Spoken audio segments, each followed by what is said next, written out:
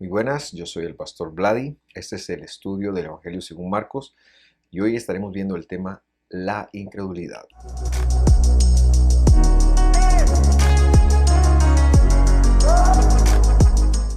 Y con la alegría de siempre les doy la bienvenida a otro estudio del Evangelio según Marcos.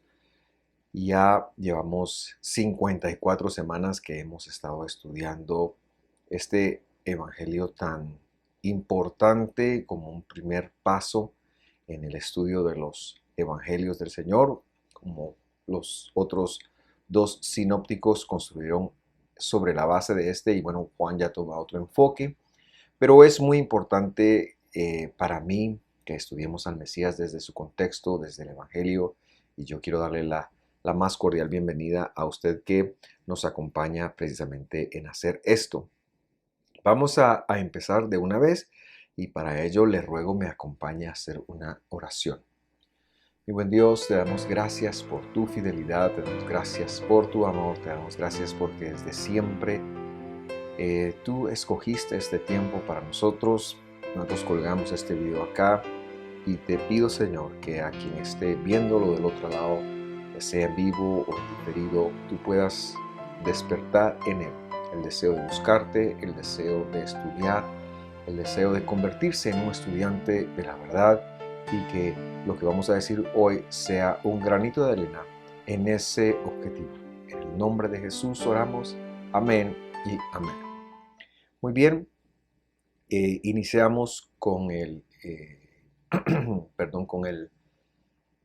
repaso de lo que vimos en la última clase, y es que llegamos aquí de la metamorfosis de Jesús, esa demostración de su poder, aún siendo él pues en la forma disminuida, él ahora decide que se va a mostrar con todo su poder a tres personas.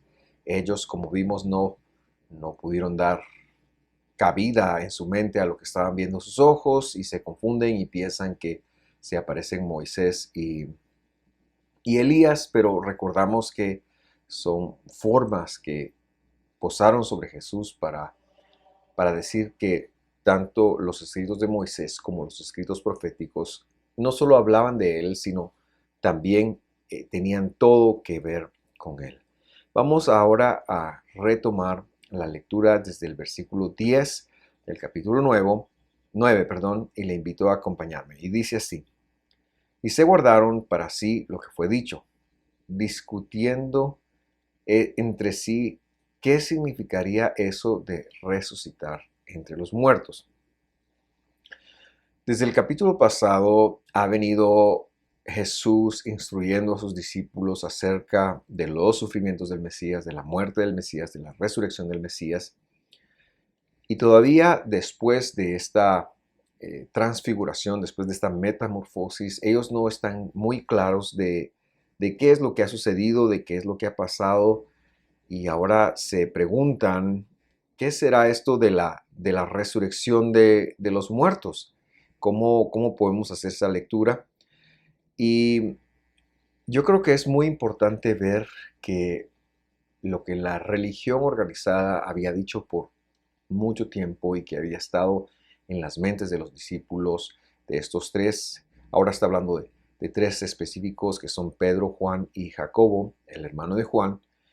La religión organizada y han creído o crecido desde siempre pensando en que el Mesías, cuando venga, nunca va a morir. Ese es el mensaje inicial que ellos habían recibido. Y ahora Jesús les está diciendo que sí tiene que morir, que sí tiene que padecer.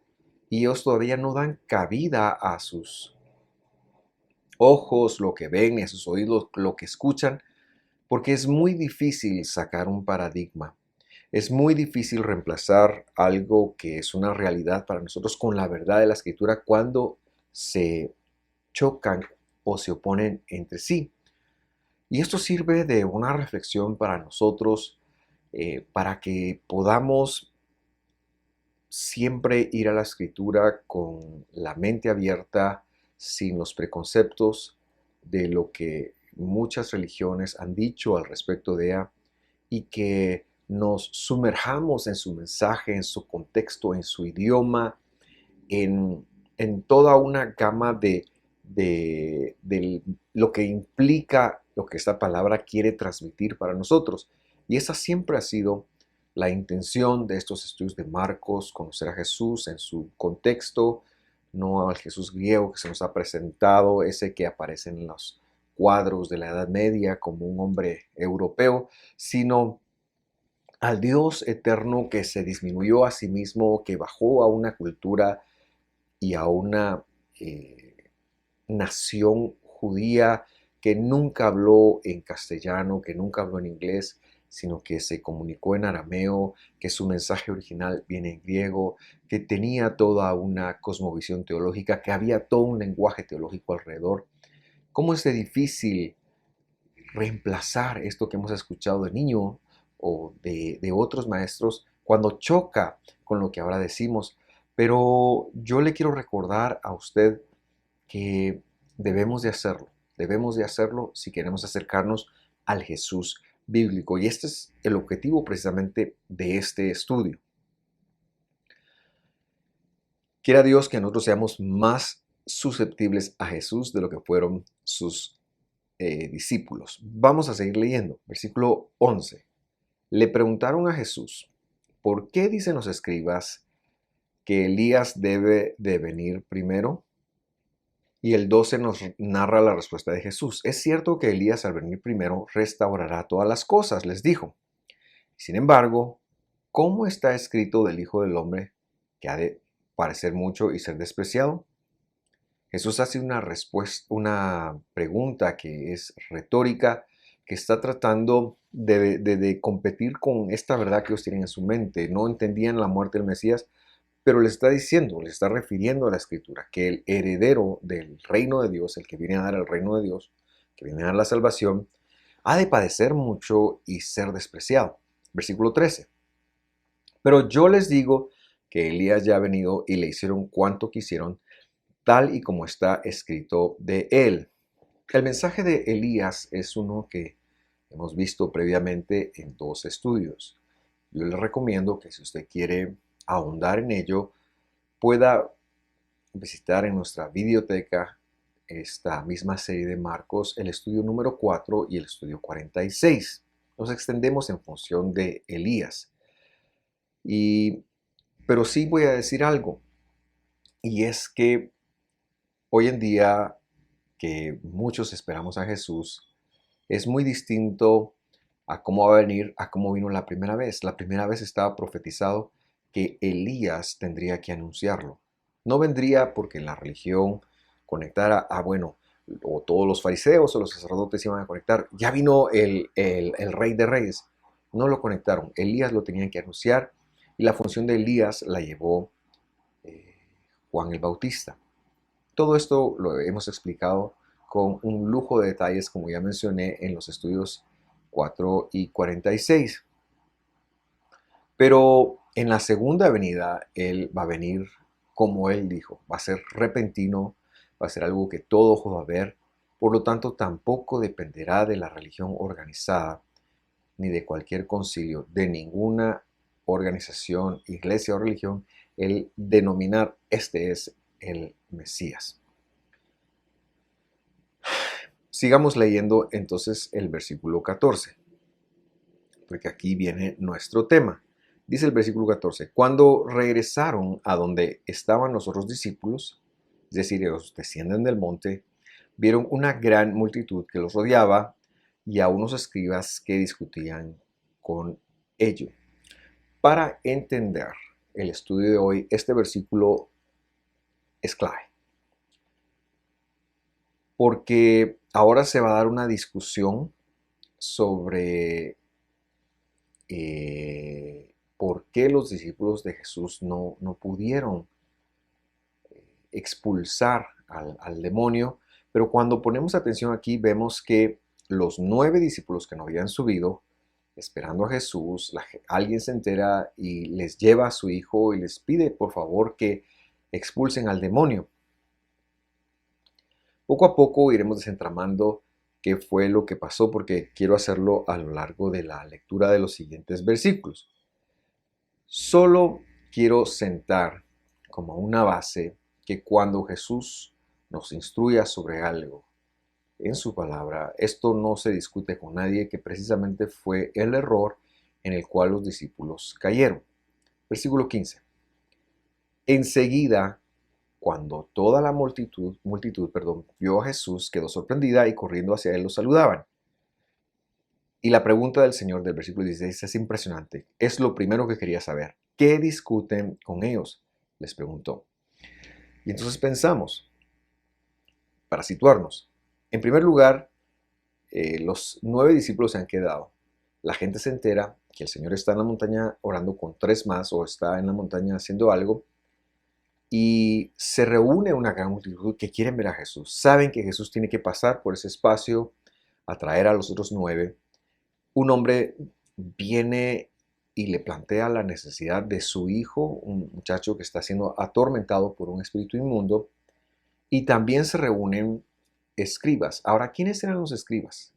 En su mayoría, estos personajes eran de la secta de los fariseos o de la división de los fariseos, una de las varias divisiones en las cuales se distribuía lo que se conoce como el judaísmo del primer siglo, pero muy difícil todavía hablar de un judaísmo, de las enseñanzas de la fe de Israel, vamos a decir. Entonces ellos estaban ahí, ellos eran los encargados de copiar texto, de copiar los textos y que mantuvieran el orden contable. Por eso se les llama sofrim, que quiere decir más que escriba, quiere decir contable. Esta gente tomaba el rollo, el pergamino, y se aseguraba matemáticamente de que todos los pergaminos que reproducían no solo fueran impecables, sino también tuvieran el mismo valor numérico, ya que los caracteres hebreos también tienen un valor numérico. Entonces, esta gente, de más está decir que eran personas muy, muy doctas en la escritura. Se habían, con el paso de los años, memorizado, y por ser fariseos también eran muy amigados o estaban muy influidos por la tradición oral, que ya en este momento tiene mucho que decir en función del tema en cuestión. Vamos a leer el versículo 17 entonces, y dice así: y uno de la multitud respondió: Maestro, te he traído a mi hijo que tiene un espíritu inmundo. 18. Siempre que se apodera de él, lo derriba y echa espumarajos. Cruje los dientes y se va consumiendo. Qué terrible realidad la de este muchacho. Dije a tus discípulos que expulsaran al espíritu, pero no pudieron. Entonces ya aquí ya tenemos el entendimiento de qué era la discusión que estaban teniendo con los escribas. Los discípulos de Jesús no habían podido porque se habían puesto a escuchar la voz de los escribas con respecto de cómo era que se debían de hacer las expulsiones de los demonios. Eso es lo que el contexto nos empieza a decir. Y por eso vamos a ver la reacción del Mesías, que es la que dio nombre a este estudio. Pero antes de ver la reacción del Mesías, queremos recordar que un espíritu inmundo, que un demonio, es un poder de las tinieblas que no es gaseoso, sino que es un ser corpóreo, solo que tiene un cuerpo incorruptible, que no se puede destruir, indestructible, y que están reservados para el día del juicio, es decir, nuestro Dios les destruirá. Lo que se ha visto en las películas de Hollywood, que se pueden cazar, que se pueden exterminar, es completamente falso. Estos son indestructibles y están esperando el juicio eterno en el lugar en donde serán destruidos por Dios. Su función, por ser enemigos de la vida, pues es causar todo lo que va en contra de la vida, y muchos de los problemas de los humanos tienen que ver con ellos. En el primer siglo, por la abundancia de brujos y de idolatría en el mundo, había muchos más casos de posesión de los que hay hoy, pero hoy seguimos enfrentando este flagelo. Eso es un espíritu inmundo, un poder de inhabilitación para ponerlo en el contexto correcto de palabras como las hemos aprendido. Veamos la reacción de Jesús. Verso 19. Jesús les dijo, y se los dijo a sus discípulos: oh generación incrédula, ¿hasta cuándo estaré con ustedes? ¿Hasta cuándo los tendré que soportar? Siempre pensé que las palabras de Jesús hacia sus discípulos eran muy duras, porque Él los había tratado así si ellos no habían podido echar al espíritu inmundo fuera, hasta que entendí lo que hoy quiero compartir con ustedes. En primer lugar, para explicar esto, quiero partir del idioma. En el idioma original no existe un concepto de incredulidad, es decir, en hebreo no se puede decir tú eres incrédulo. Esto es algo que hemos venido enseñando y hoy tendremos la oportunidad de ponerlo en práctica. O sea, no hay el concepto de incredulidad en la Biblia. Esta es una palabra latina que viene precisamente del latín y que se refiere a la incapacidad de una persona de hacer un ejercicio mental para creer en algo.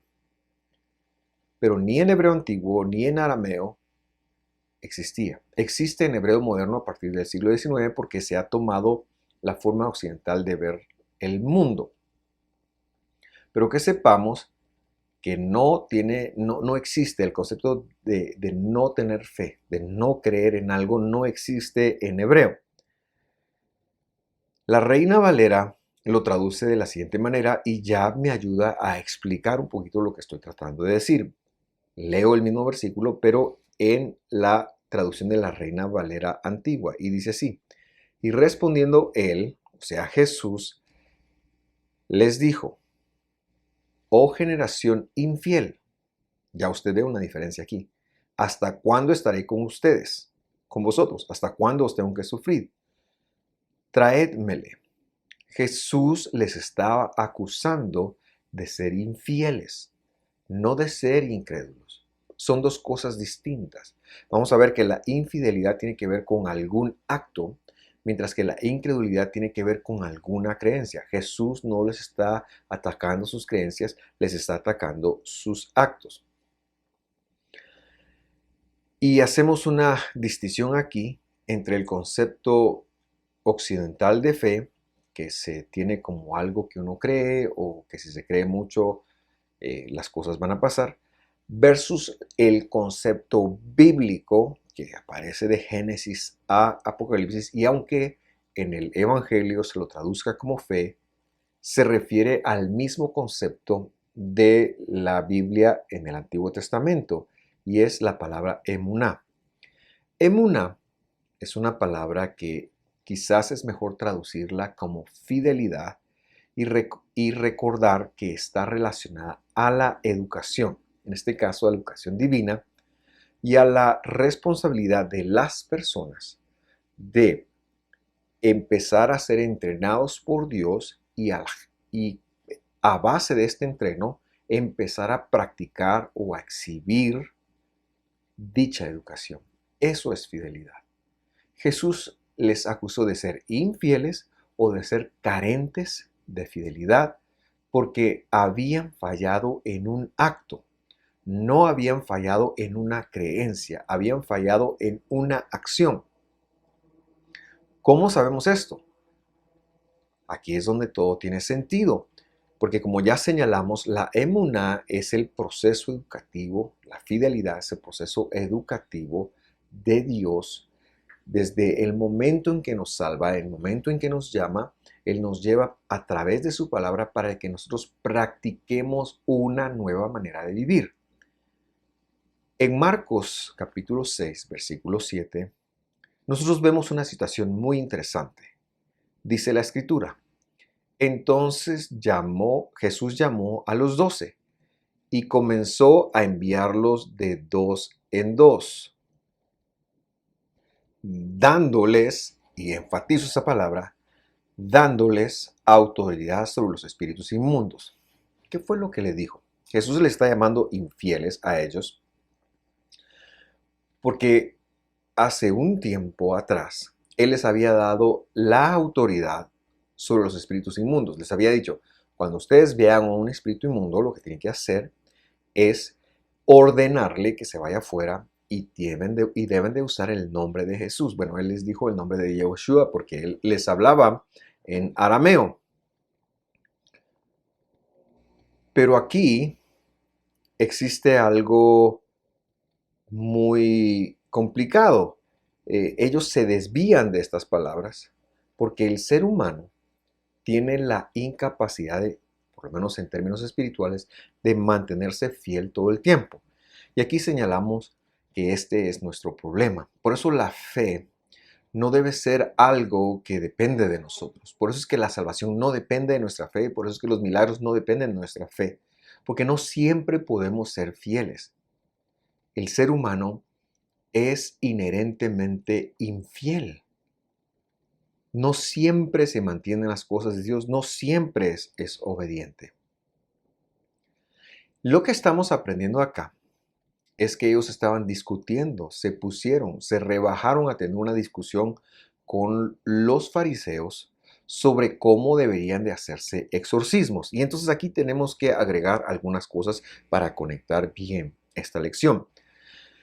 En primer lugar, recordamos que había una creencia en esta sección de la fe de Israel, me refiero a los fariseos, que ellos podían, por así decirlo, domesticar a los espíritus inmundos, los espíritus de impureza, y los catalogarlos en función de poder. Entonces podían tomar un espíritu más poderoso y podían enviarlo a expulsar un débil. Esto era una copia de la religión griega, pero se daba. También habían otras prácticas o modelos de expulsión, como la oración, como el ayuno. La oración no han de ser entendida como la oración que hoy hacemos, la oración del creyente, sino que cuando un fariseo del primer siglo se dice que oraba, lo que hacía era que ellos tenían muchos rezos que la tradición les había dejado, por supuesto basados algunos en la Biblia, pero hasta el día de hoy, en la fe farisea actual, no se ora de lo que sale del corazón, sino que cuando se habla de oración hay muchos rezos. Está el shaharit, está el rezo de la tarde, el rezo de la noche, en fin, cuando se habla de rezo, de oración en Israel, no estamos hablando de la oración como la que enseñó Jesús, por ejemplo, que fue revolucionaria para ellos, porque era una oración que, aunque sí llevaba una estructura, podía ser espontánea. Esto no existía, sino que era un rezo. O bien algún otro modelo que hubiera, que podía ser por sonar el shofar, poner aceite. Yo no sé si esto le suena parecido a usted, pero a veces pensamos que la expulsión de un demonio o los milagros dependen del modelo de las cosas. Y tenemos que señalar que esta es una manera incorrecta de ver las cosas. Y en función de la oración me gustaría agregar algo. Yo creo que debemos de orar. Creo que la oración es importante, especialmente por el carácter reflexivo de la misma.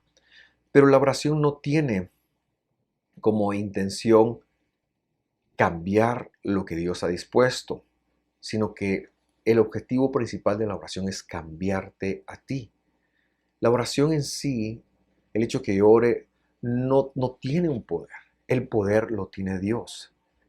Hemos desprestigiado tanto esto que hoy en día, si usted se atreve a creer, si usted se atreve a tener fe, usted puede hacer cualquier cosa, como lo veremos la próxima semana, y ahondaré un poquito más en ello la próxima semana. Pero el poder no es inherente a nosotros, ni tiene que ver con nuestra fe ni cuánto creemos. El poder es Dios. Y esto lo corroboramos cuando leemos Mateo 12:28. Le pido que me acompañe a leerlo, y ahí dice: y si por el Espíritu, y entre paréntesis le puse poder, de Dios, yo echo fuera los demonios, ciertamente ha llegado a ustedes el reino de Dios. Entonces, no es la forma, no es el método.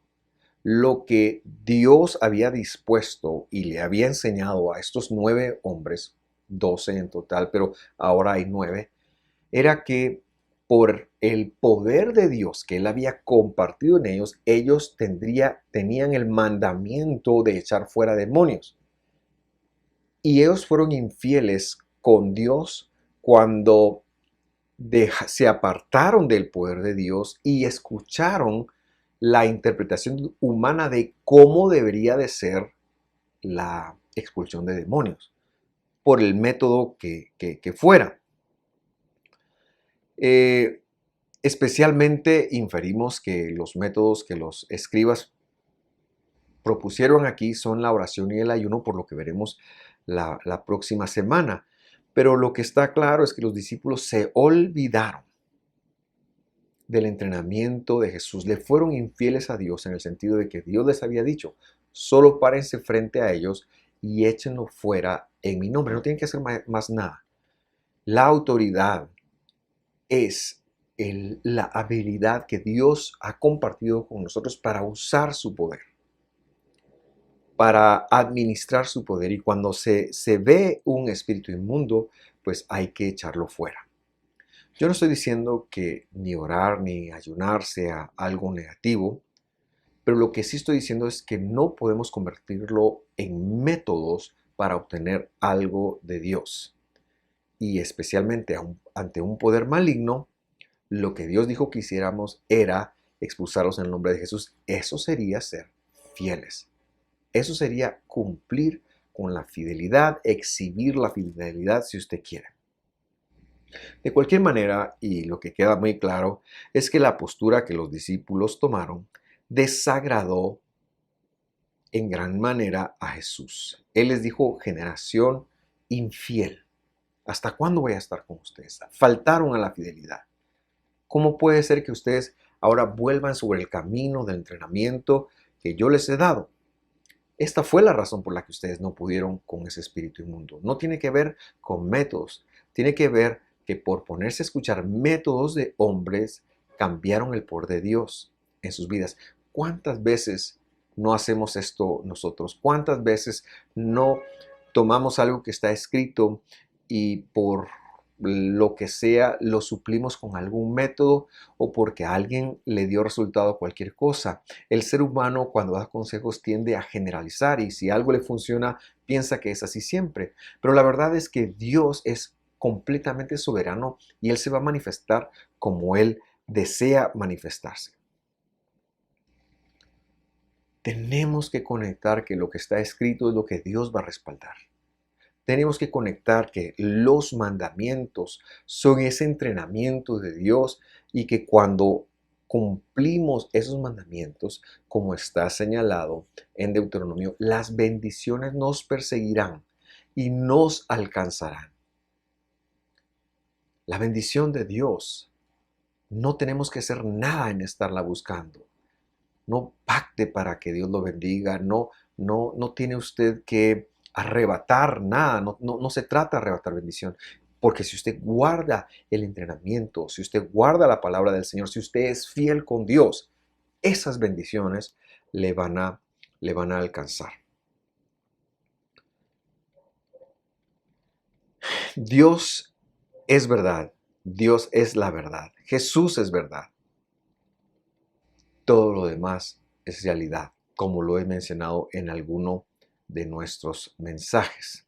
El versículo 20, mire cómo dice, y viene a corroborar nuestras palabras. Y lo llevaron ante él, dice, Marcos 9:20. Cuando el espíritu vio a Jesús, al instante sacudió con violencia al muchacho, y éste, cayendo en tierra, se revolcaba a espumarajos, dice ahí. ¿Cómo es de impactante que solo ve a Jesús, solo ve a la autoridad? Y esa misma autoridad de Dios mismo lo puso en jaque al poder de la inhabilitación. Porque es el poder de Dios el que Él dijo que nos serviría para enfrentar las fuerzas del maligno. Por lo tanto, nosotros debemos de someternos a su palabra y eso estamos haciendo aquí. Estamos estudiando, estamos desentramando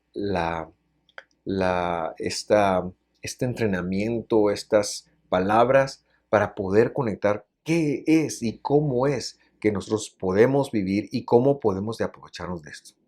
Las tinieblas no son competencia para Dios. No existe un enemigo que se le pueda resistir al poder de Dios. No existe algo que pueda llevarle la contraria a Dios. Si algo sucede, Dios lo está permitiendo.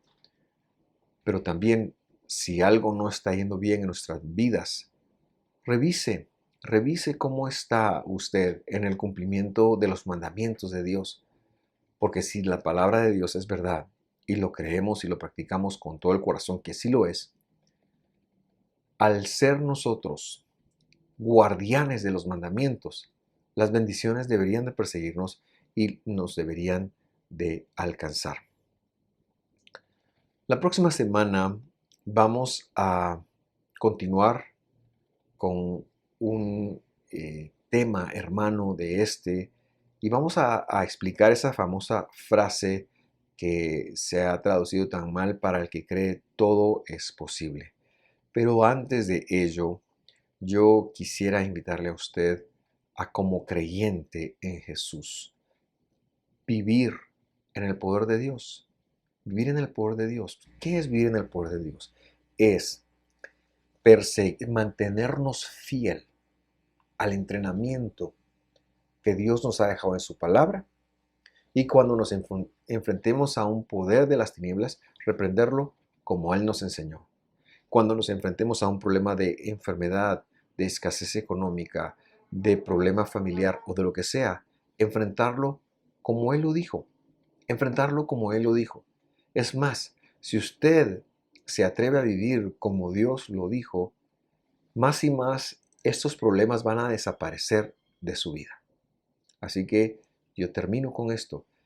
Viva usted dentro del poder de Dios. Viva usted practicando el poder de Dios. Viva usted siendo obediente a Dios y a sus mandamientos. Esto ha sido todo por hoy. Y antes de irme,